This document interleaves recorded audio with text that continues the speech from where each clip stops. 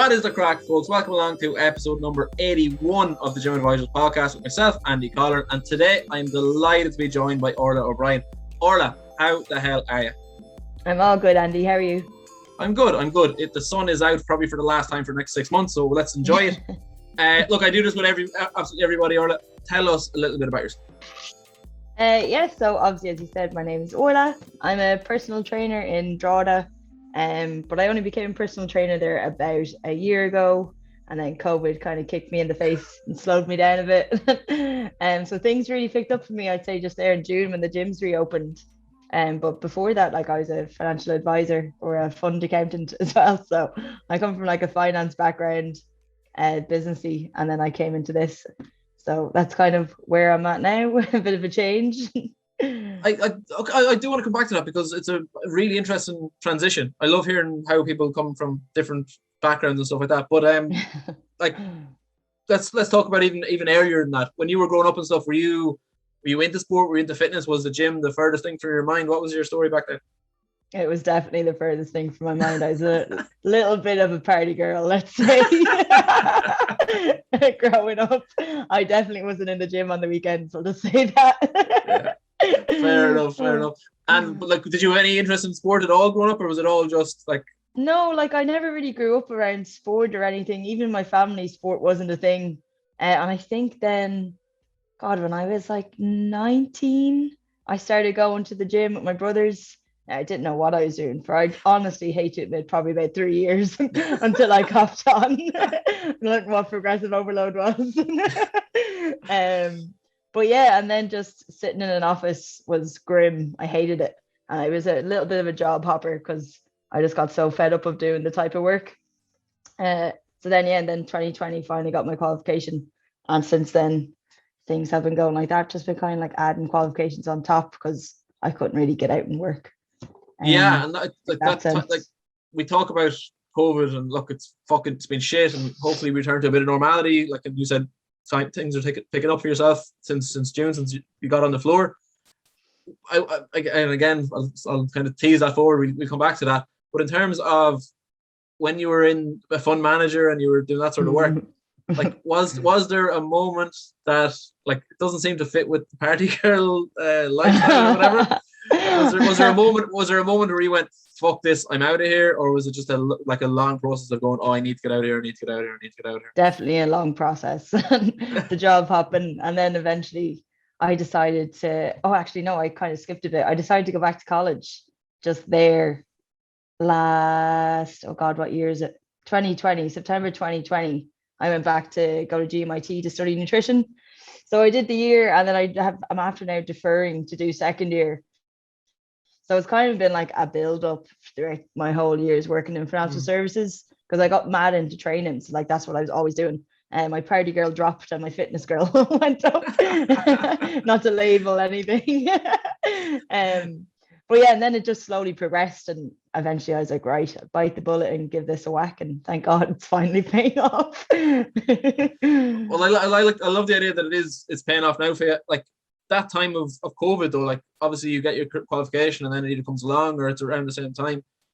Did you find that time to sit back and get some extra qualifications, did that benefit you when June comes along and gyms are reopened, to have those extra qualifications, have that extra time to think?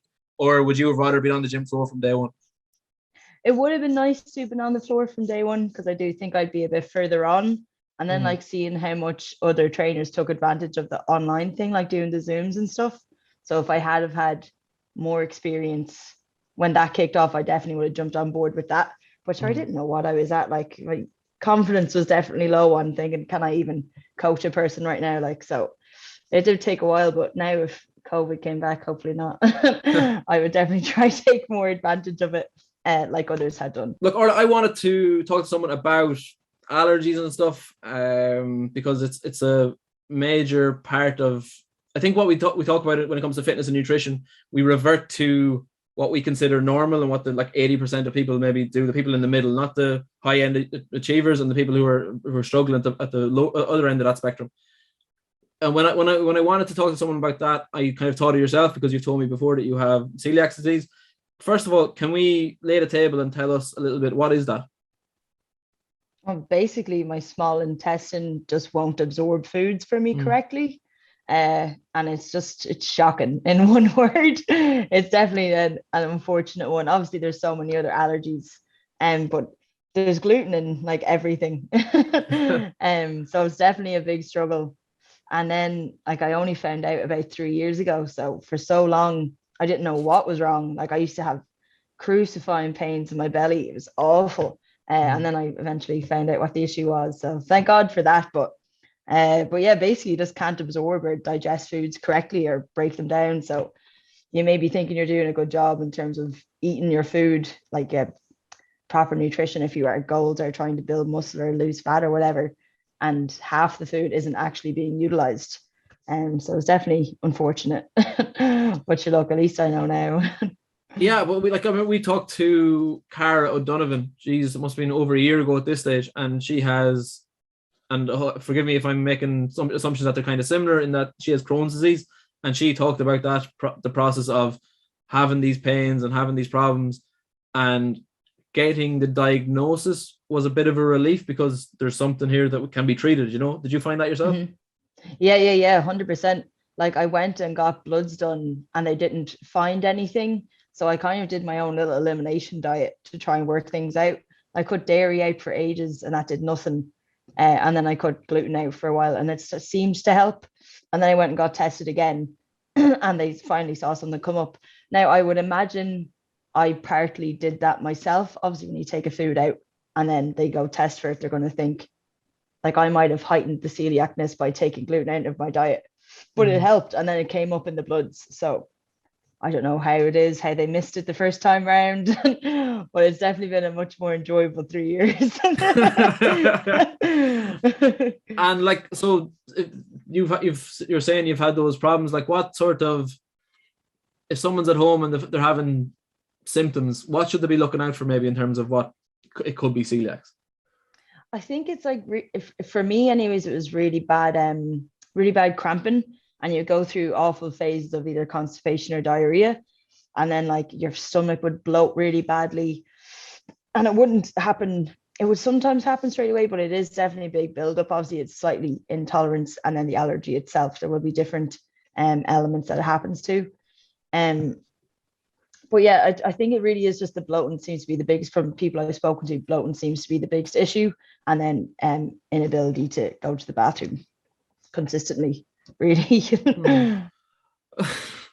You said you did a little test there in terms of removing gluten and stuff like that. Like over the past however many years we've talked about people going gluten-free and stuff. How do you have to adapt your own? And we'll come on to that because I think that's something that does affect people going gluten-free. I'm sure it does affect people who need to be like. But how does the craze years ago? Yeah. Oh, I'm going gluten-free. It's like, why? You're there staring at all the food they could be having and you can't have it. But speaking of that, how do you adapt your nutrition? Like, I know you said you did your own kind of mini testing before you got an actual diagnosis, but like even now, how are you adapting your nutrition to not have those problems again? Well, more so just like checking everything that I'm eating. My food is now quite boring. I definitely do eat nearly like a bro, like chicken and rice. Because like gluten-free foods are so much more expensive. Like a loaf of bread is like £4. It's just shocking. And then like the pasta and spaghetti. And like you can obviously get some gluten-free things in restaurants, but it's definitely not that common. Like you definitely do feel right. So there's nothing I can eat here. Or it's like, oh, we can give you a burger with some lettuce wrapped around it. It's like, who wants to eat that? Like, I'd rather go somewhere else. But yeah, no, my food is just quite boring. Like rice would be my biggest staple. But like there's even some burgers they put gluten into. It's shocking. Like even turkey burgers have gluten in them. So it's like, right. Like soy sauce, like everything has gluten. Stuff you wouldn't think of at all. That's mad. I didn't realize that at all. Yeah. It's like the binding agent in so many foods. So it's like, right, you have to read the back of everything. When someone buys you a chocolate bar and you're like, can't eat that. I'm sorry. And it says may contain, but it does contain. They're lying to you. Like, yeah, I can't eat that either. You're covering their arses. But you touched on it there in terms of the price of food. Like, is that like, obviously there's an extra expense in manufacturing it because it is what it is, like they have to take an extra step or whatever.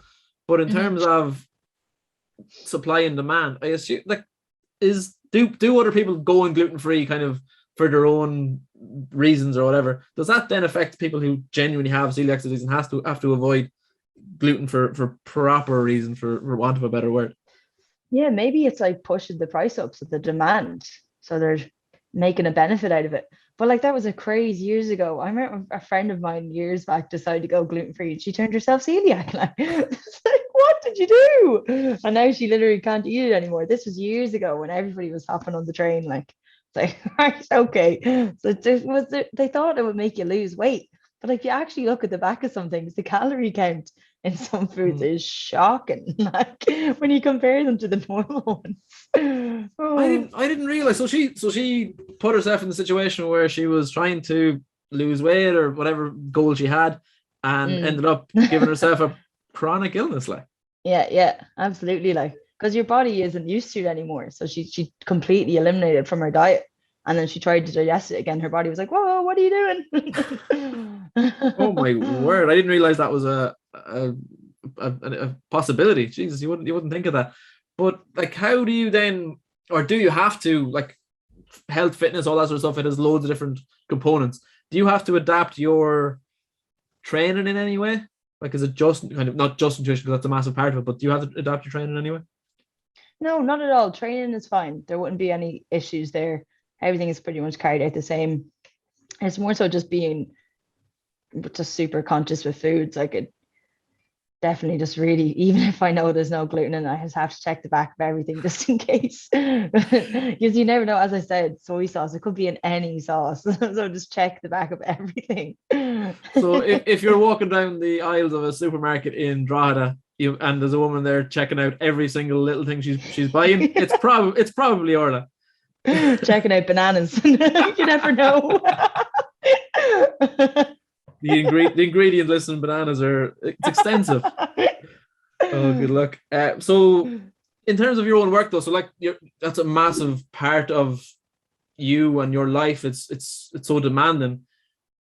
In terms of how does that inform your work? Do you have to do any kind of allergy screening with new members or new clients, or is it would you want to work with people who have these sort of issues? Yeah, I'm trying to get into that because I feel it's super relatable. Like, I can understand what they're going through and how horrible it can be, especially if you don't know what the issue is. So I am trying to get into that arena of coaching. Just need to find some time in the day to probably be able to sit down and work on it. But it's near the top of my list.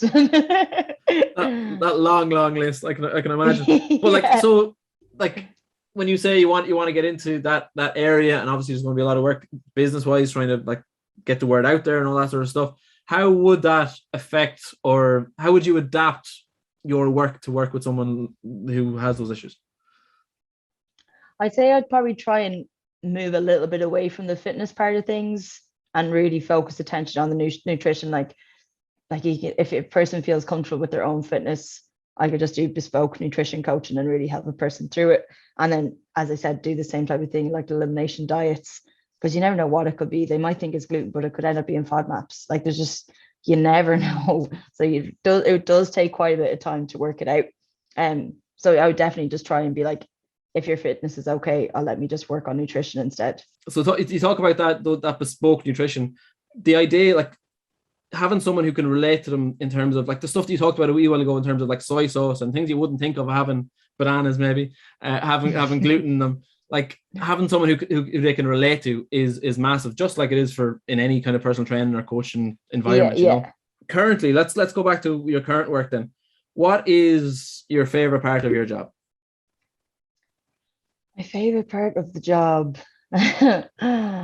I think I love seeing how confident all the girls I coach are getting. I'm seeing them get strong. Like, the fact that girls are now moving away from the idea of wanting to be skinny and like getting stronger, and like, because it takes so long to actually see changes. But when they see each week they're lifting a bit more in terms of either weight, or if they're like pushing out more repetitions, like it's absolutely class to see how excited they get. And then just the banter and the buzz, like it's just a bit of crack. Like it definitely gives you energy, I find, bantering back and forth with people, and then being professional obviously at the same time. There's a very fine line. But in terms of like, even just we talked about it earlier on in terms of your trajectory in the industry, getting that time on the gym floor is vital. And I know people go off and they become online coaches straight away, but having that kind of that anchor that keeps you, it's way easier to become a better coach when you're there in person and getting that feedback straight away, you know. Yeah. Do you find that, so you just mentioned that you kind of, the girls you work with, so it's mainly women that you work with, is that the case? I think because I am still building my experience levels, I understand women so much more than men. Like I know what I could lift when I first started, so I know what weights to be handing them. Whereas with a man, I'm like, oh, is that too light? Like I don't. You just don't. It's like, will I give you the 20 or the 10? Like, so I think until I get a bit more confident in myself, then I'll transition into training both. Don't be worrying. We're very simple creatures.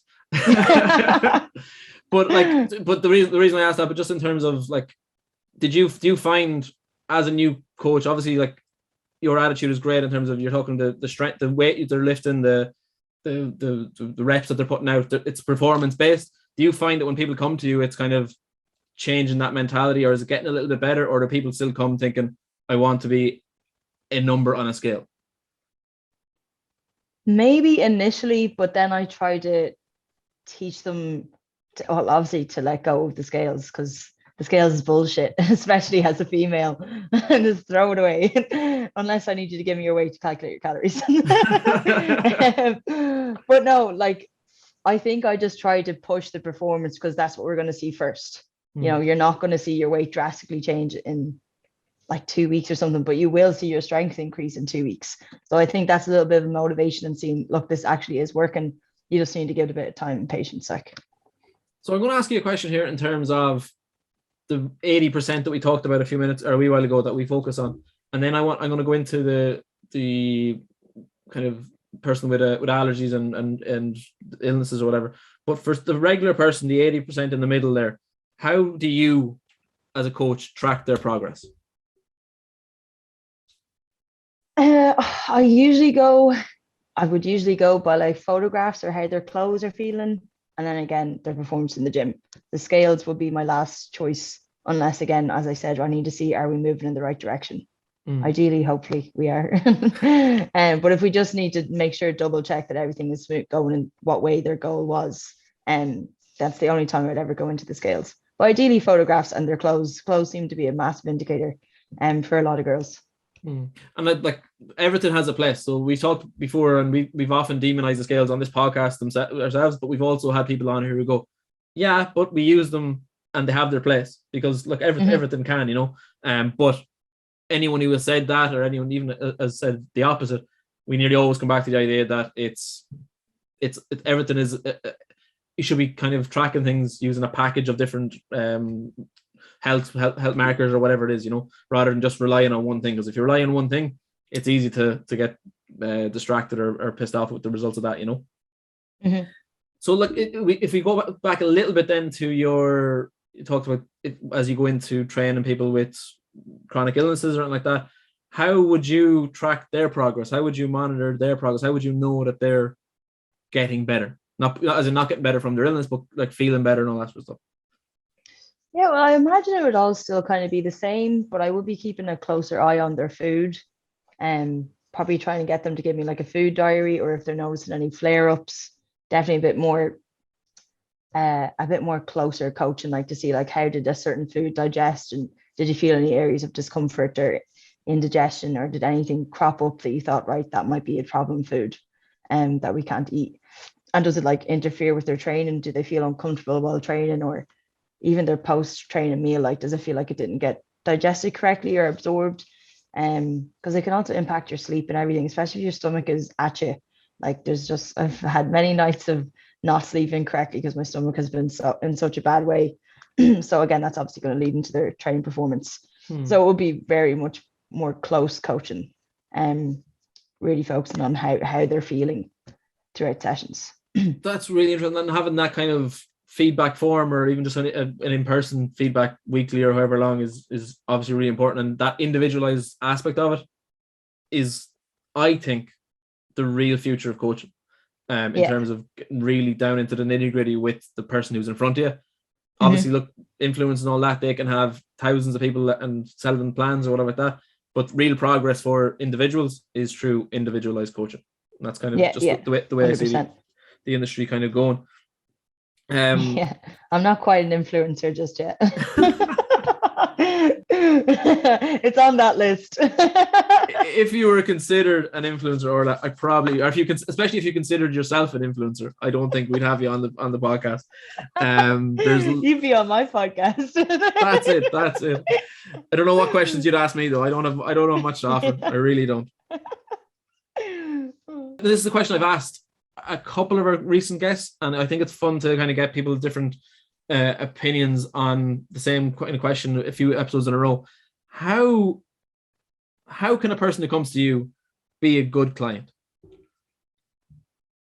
Well, they definitely do their check-ins. Was definitely one of them. Honestly, just honesty. You need to be honest. Like, if you see your weight going up, it's like, what were you doing on the weekend? Like, were you out drinking? Were you eating loads of crap? Like, because you're lying to yourself, let alone me. Like, there's no point in telling me you did the right thing and yet we're going in the wrong direction. So just be honest and realize you have to do some sacrifices if you do actually have a goal. Because then, like, look, if you don't want to actually achieve the goal, you're just kind of in for a bit of crack, then that's absolutely fine. I'm not going to make you do something. But like, if you actually do want to achieve X, this is what you have to do. And just honestly, tell me what actually happened. Like, from what I'm hearing there, it's honesty and communication. And for every relationship, particularly for one where someone is paying you money to get you to help them to get somewhere, it's the bare minimum. But also sometimes it's hard to get to, 100%. But like in my head, I'm like, what are you even paying me for if you're not bothering? Like, it's like, this is your time and your investment. Like, let's use it. But yet again, nobody cares as much as you do when you're a coach. Like, you're like, oh, I really want you to achieve it. And they're like, oh. It's like, oh, okay. Well, that's the thing. Like, we talk about like the influencers a few minutes ago, or like swimming clubs, all that sort of stuff. But having a coach who is invested in your success, because you're going to, if you have a successful time with a coach, you'll go on the gymadvice.ie, you'll leave a review, you'll tell someone down the pub, you'll do all the different bits. Like that word of mouth, that coach is really invested in your success above and beyond. A good coach is invested in your success above and beyond the few weeks that you're with them, or the few months that you're with them, or whatever, Or you're adding 3 songs, as everybody does, to our Spotify playlist. Can you give me your first song? So the first one was AO Technology by 50 Cent and Justin Timberlake. Massive throwback. I really enjoyed that. When you sent it on, you had a big like laugh smile emoji. What was that about? Oh man, like, do you remember that song? That's enough to say. I listened to it. It's an banger. That's literally what I was going to say. An absolute banger. So no need for the shame or anything like that. What's your second one? It was You Know You Like It by Aluna George. Another absolute banger as well. I really enjoyed that one. I hadn't heard that before, actually, before you sent it on. And your third one? Was We Belong by Sneaky Sound System. That was snuck up on me. Like, the name of the band is appropriate. It really snuck up on me. I really enjoyed that. Is there a reason for those 3 songs? Are they just 3 bangers that are on the playlist when you're in the gym? No, I've been on repeat listening to Becky Hill's album the last few weeks. And then when I was in the gym the other day, I clicked shuffle on my own songs and these all started playing. I was like, oh, I love that song. So they were just in the top of my head. They must have been very close to the top of your head, because when I tell people about that, sometimes they go, oh shit, I can't narrow it down to 3. But when I said it to you, 20 minutes later, bam, 3 songs in. I loved it. No, I really enjoyed those. And of course, they are on the Gym Advisors Spotify playlist, so go and search that out. It's full of bangers at this stage, including those 3, but anything from German industrial metal from Ryan Quinn to, and this is the example I always use, the Pussycat Dolls from Saoirse Clear. Nice. It's just nice and eclectic. I absolutely love it. Do you know what Pussycat Doll song? Oh, you'd have to go and search it out there, Orla. You have to go and search it out. What a throwback. You'll have to throw it on for your next session. Come here, Orla. You can be found on thegymadvisors.ie/OB_coaching. But you're also on social media and all that sort of stuff. Can you point people in the right direction? Yes, so you can just find me on Instagram as OB_coaching, and it's the same handle for Facebook as well. Unreal. You're also an affiliate, so people can use the following code to get 10% off equipment on our store. Do you remember your code? Yeah, it's OB Coaching 10 without the, what's the thing called again? The underscore. So it's just OB Coaching, no underscore, and then the number 10. You're absolutely class, top of the class. Orla, thank you so much for your time. You have been class. You have put up with my nonsense very well, so fair play to you. And thank you very much for your time. And you, Andy, thanks a million for having me on. To the rest of you, as always, hasta la fitness, baby.